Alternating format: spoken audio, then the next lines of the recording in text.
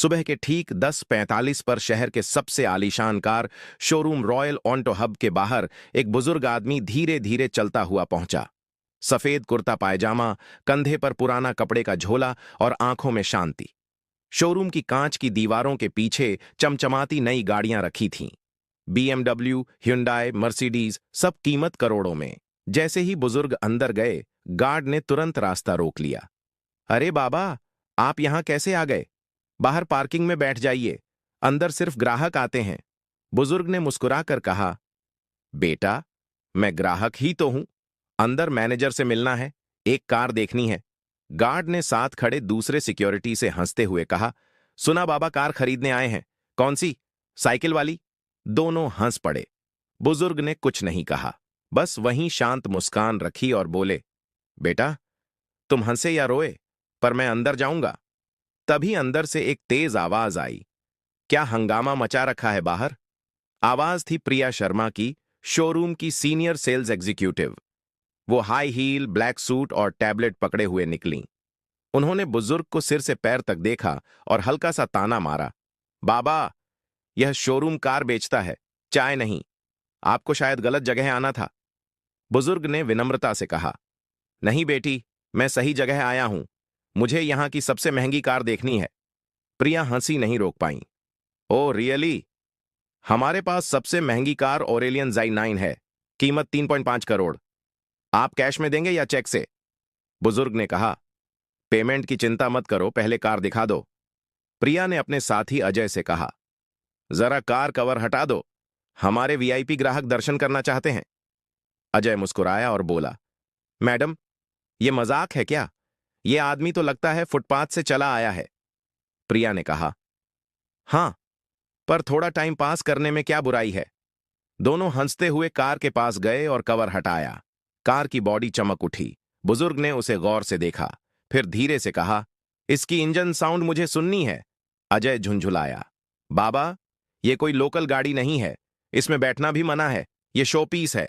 बुजुर्ग बोले, तुम्हारे मालिक से मिलवाओ, वही बात समझेंगे। प्रिया ने झुंझलाते हुए कहा, ओह गॉड, अब यह मालिक से भी मिलना चाहते हैं।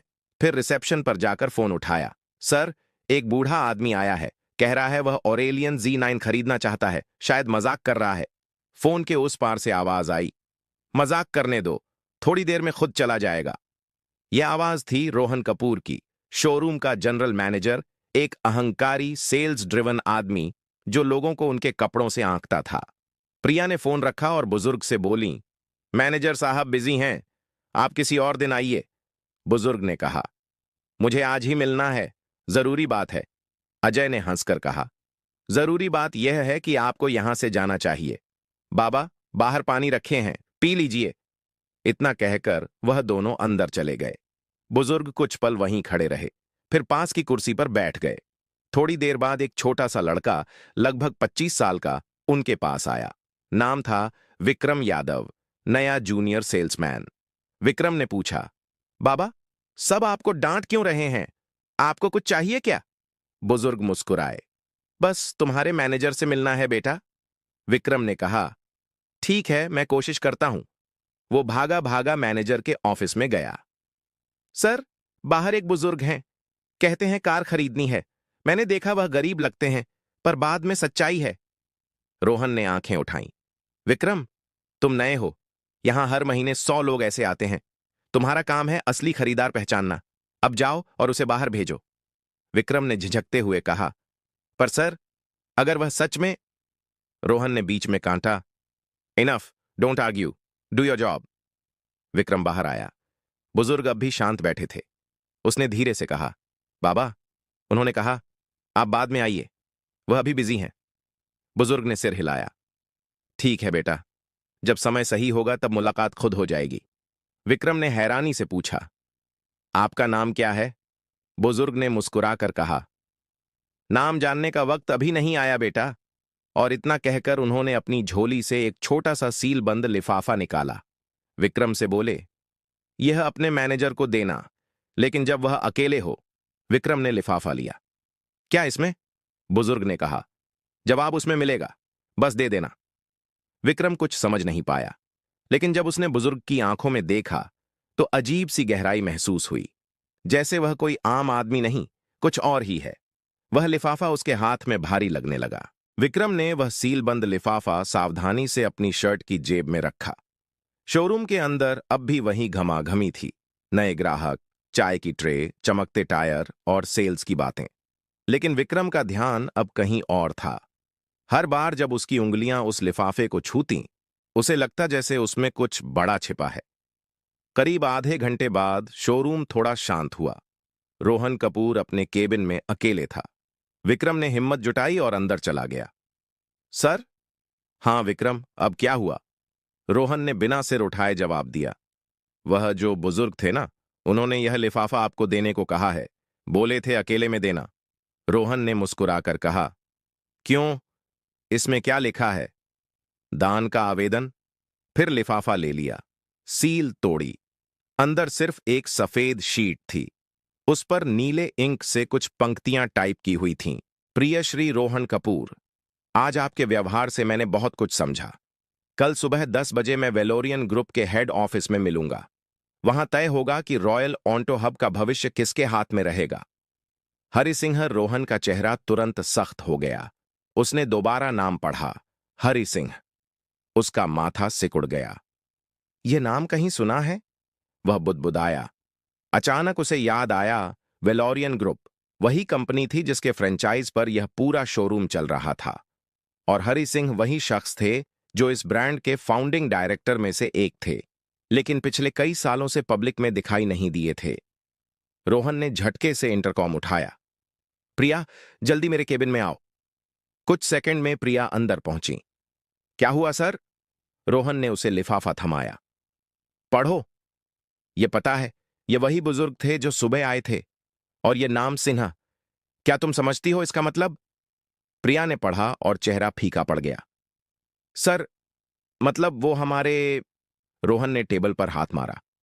वो हमारे फ्रेंचाइज ओनर में से एक हैं और हमने उन्हें बाहर बैठा दिया। प्रिया की आवाज कांप गई। अब क्या करेंगे सर? अगर उन्होंने रिपोर्ट कर दी तो? रोहन ने गहरी सांस ली। कुछ नहीं होगा। अभी तक उन्होंने सिर्फ चेतावनी दी है। कल तक मैं सब ठीक कर दूंगा। प्रिया बोली। पर कैसे? जो लोग ऊपर तक पहुंचते हैं वह हर झटका झेलना जानते हैं। कल जब वह आएंगे मैं सॉरी बोल दूंगा। थोड़ा इमोशनल ड्रामा, थोड़ा फ्लैटरिंग, सब ठीक हो जाएगा। प्रिया ने सिर हिलाया। लेकिन सर, अगर उन्होंने सीधा कॉरपोरेट टीम को बोल दिया तो? रोहन ने मुस्कुराया। तब भी मेरे पास एक प्लान है। उनके उम्र दराज होने का फायदा उठाया जा सकता है। अगर उन्होंने कोई क्लेम किया तो मैं कह दूंगा कि कोई फेक आदमी उनका नाम इस्तेमाल कर रहा था। पुरानी ट्रिक है, काम करेगी। प्रिया चुप हो गईं। वह जानती थीं, सर का कॉन्फिडेंस कई बार अहंकार की हद पार कर जाता है। इसी बीच विक्रम बाहर खड़ा सब सुन रहा था। वह अंदर नहीं गया, पर दरवाजे की ओट में हर शब्द उसके कानों में पड़ गया। उसे अंदर से गुस्सा आया। उसने सोचा, इन लोगों ने कल भी गलती की थी और आज भी झूठ से ढकने की कोशिश कर रहे हैं। रात को विक्रम घर नहीं गया। वो शोरूम के पीछे वाले छोटे ऑफिस में ही रुका। कंप्यूटर पर बैठकर उसने वेलोरियन ग्रुप की वेबसाइट खोली। फिर contact board of directors section में जाकर एक ईमेल लिखा। Subject, about mister Hari Singh visit to royal auto hub. प्रिय सर, आज एक बुजुर्ग व्यक्ति आए थे जो खुद को श्री सिंह बताते हैं।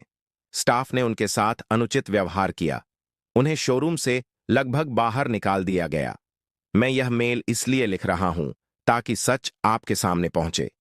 Vikram Yadav, junior sales executive. उसने मेल भेज दी। दिल धड़क रहा था, पर आत्मा हल्की लग रही थी। अगली सुबह 10:09 बजे शोरूम के गेट पर वही बुजुर्ग फिर आए, पर इस बार अकेले नहीं थे। 4 गाड़ियां पीछे रुकीं। काले सूट पहने कुछ अधिकारी उतरे। गार्ड सन्न रह गया। प्रिया और अजय के चेहरे से रंग उड़ गया और रोहन कपूर, जिसकी मुस्कान कल तक इतनी तेज थी, अब उसके होंठ सूख गए थे। बुजुर्ग सीधे अंदर आए और बोले, श्री रोहन कपूर कहाँ हैं? उनकी आवाज में अब कोई नरमी नहीं थी। वह आवाज आदेश थी। पूरा शोरूम खामोश था। कांच की दीवारों में सिर्फ उनके कदमों की आवाज गूंज रही थी। रोहन धीरे धीरे अपने केबिन से निकला, चेहरे पर बनावटी मुस्कान चिपकाए हुए। नमस्ते सर, उसने जल्दी से हाथ जोड़ते हुए कहा। कल जो हुआ वह एक गलतफहमी थी सर। स्टाफ को बस। हरि सिंह ने हाथ उठाकर रोक दिया। उनकी आंखों में सीधी ठंडक थी। गलती सिर्फ स्टाफ की नहीं कपूर साहब, गलती आपके चरित्र की थी। रोहन सकपका गया। सर, मैं कसम खाकर कहता हूं। हरि सिंह की आवाज और गहरी हो गई। कसमें बाद में खाना, पहले यह बताइए, जब कोई आदमी साधारण कपड़ों में आता है तो आप उसे ग्राहक नहीं मानते? प्रिया और अजय एक कोने में खड़े सब सुन रहे थे। प्रिया के गले में पसीना उतर आया था। हरि सिंह आगे बढ़े और शोरूम के बीचों बीच रुक गए। उन्होंने चारों तरफ देखा। हर कर्मचारी सिर झुकाए खड़ा था। यह वही शोरूम है जिसे मैंने 20 साल पहले शुरू किया था, उन्होंने कहा। तब यहां सिर्फ 2 गाड़ियां थीं और 5 लोग। हमने एक सपना देखा था कि ग्राहक चाहे किसी हालत में आए, उसे सम्मान मिलेगा। लेकिन अब उन्होंने ठहर कर रोहन की तरफ देखा। अब यहां सिर्फ अहंकार बिक रहा है। रोहन की आवाज कांपने लगी। सर, प्लीज हमें एक मौका दे दीजिए। कल का दिन सच में बहुत बुरा था।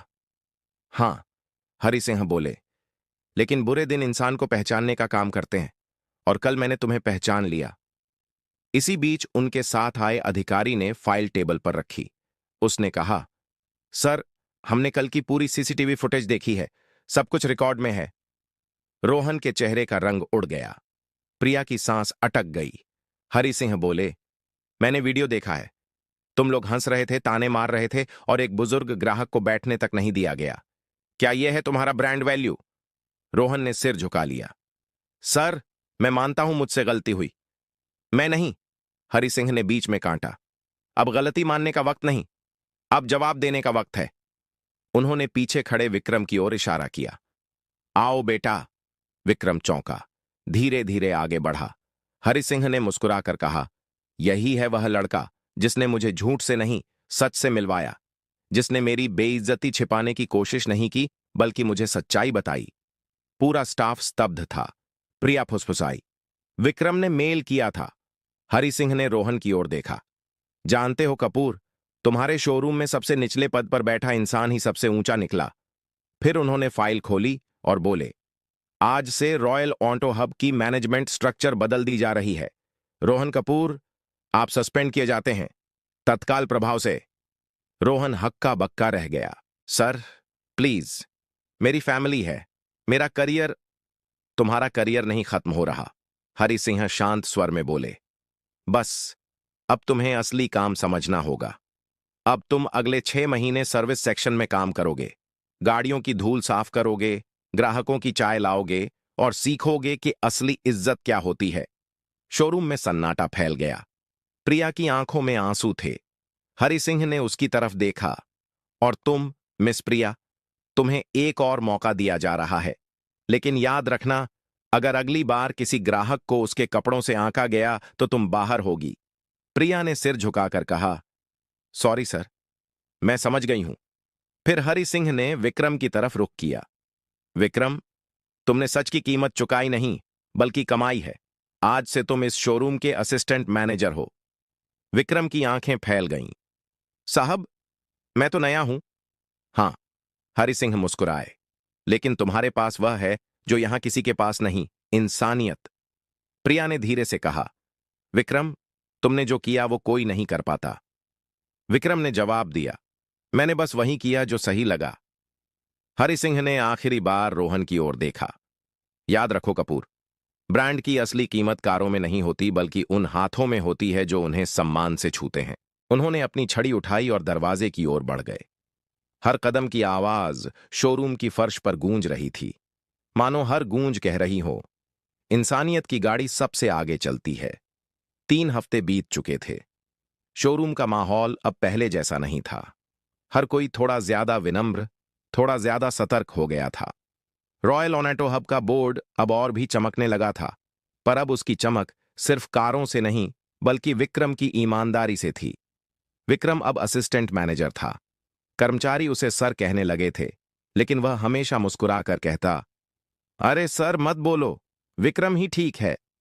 वो हर सुबह सबसे पहले आता, शोरूम की लाइट्स ऑन करता और वहीं पुरानी जगह पर 5 मिनट खड़ा रहता जहां हरि सिंह साहब बैठे थे। उसके लिए वह जगह अब किसी मंदिर से कम नहीं थी। एक दिन प्रिया आई और बोली, विक्रम, आज तुम्हें वेलोरियन हेड ऑफिस से बुलावा आया है। विक्रम थोड़ा चौंका। मुझे किस लिए? कह नहीं सकते, प्रिया बोली। बस उन्होंने कहा है कि मिस्टर हरि सिंह खुद मिलना चाहते हैं। कांच की ऊंची बिल्डिंग, जहां हर दरवाजा अपने आप खुलता था। विक्रम ने कभी इतना बड़ा ऑफिस नहीं देखा था। रिसेप्शनिस्ट ने कहा, मिस्टर विक्रम यादव, सर आपका इंतजार कर रहे हैं। वो अंदर गया। हरि सिंह साहब वहीं थे, सफेद कुर्ते में, लेकिन अब उनके सामने एक मोटी फाइल थी और कई चार्ट्स। आओ विक्रम, उन्होंने कहा। कैसे हो? जी सर, अच्छा हूं, सब ठीक चल रहा है। पता है, हरि सिंह ने मुस्कुराकर कहा, मुझे हर हफ्ते रिपोर्ट मिलती है और तुम्हारे नाम के आगे हमेशा एक ही शब्द लिखा होता है, सच्चाई। विक्रम झेप गया। सर, मैं बस अपना काम कर रहा हूं। हरि सिंह ने कुर्सी से टेक लगाई। विक्रम, तुम्हें एक बात बतानी है। मैंने फैसला किया है कि अब मैं धीरे धीरे रिटायर हो जाऊंगा। विक्रम चौंका। क्या? पर सर, बिना आपके तो। हरि सिंह ने मुस्कुराकर कहा, हर इंजन को एक दिन रुकना होता है बेटा, लेकिन जरूरी है कि गाड़ी चलते रहे। उन्होंने फाइल उसकी ओर बढ़ाई। यह मेरे ट्रस्ट की फाइल है, वेलोरियन फाउंडेशन। मैं चाहता हूं तुम इसमें डायरेक्टर इंचार्ज के तौर पर काम शुरू करो। विक्रम के होंठ सूख गए। सर, लेकिन मैं तो एक सेल्समैन था। हरि सिंह ने कहा, अब तुम एक मिसाल हो और कंपनी को मिसालें चाहिए, सिर्फ मैनेजर नहीं। विक्रम की आंखें नम हो गईं। उसने बस इतना कहा, मैं वादा करता हूं सर, कभी झूठ के आगे नहीं झुकूंगा। हरि सिंह ने सिर हिलाया। मुझे पता है, इसलिए तो तुम चुने गए हो। रोहन अब सर्विस सेक्शन में था। ग्राहकों की गाड़ियों पर डस्टर चला रहा था। कभी कभी दूसरे स्टाफ उसकी तरफ देखकर मुस्कुराते, पर वह अब कुछ नहीं कहता था। वह चुपचाप काम करता, हर गलती को सुधारने की कोशिश करता। एक दिन विक्रम सर्विस एरिया में गया। रोहन सर। रोहन चौंका। किसी ने हफ्तों बाद उसे सर कहा था। मैं बस यह कहना चाहता था, विक्रम बोला, कि मैं आपकी जगह नहीं ले रहा। मैं बस वही कर रहा हूं जो आपने मुझे सिखाया। काम में लगन रखो। रोहन ने उसकी तरफ देखा। आंखों में हल्की नमी थी। विक्रम, उस दिन अगर तुम सच ना बोलते तो मैं कभी अपनी गलती नहीं देख पाता। तुमने मुझे गिराया नहीं, जगाया है। विक्रम मुस्कुराया। फिर तो हम दोनों ने कुछ सीखा। रोहन बोला, हां, एक बात जरूर सीखी, कपड़े नहीं, किरदार पहचानो। दोनों ने हाथ मिलाया। प्रिया पास खड़ी थी। उसकी आंखों में भी एक सुकून था। रात को विक्रम जब बाहर निकला तो पार्किंग में एक कार खड़ी थी, काली, पुरानी लेकिन चमकदार। वो वही कार थी जिसमें हरि सिंह साहब उस दिन पहली बार आए थे। उसके बोनट पर एक छोटा सा लिफाफा रखा था। विक्रम ने उठाया। अंदर सिर्फ एक लाइन लिखी थी, जब दुनिया तुम्हें पहचानने लगे तब भी वही बने रहना जो तब था जब कोई नहीं जानता था। हरि सिंह विक्रम मुस्कुराया, लिफाफा जेब में रखा और आसमान की तरफ देखा, जहां सितारे भी मानो कह रहे थे, सच की गाड़ी कभी रुकती नहीं।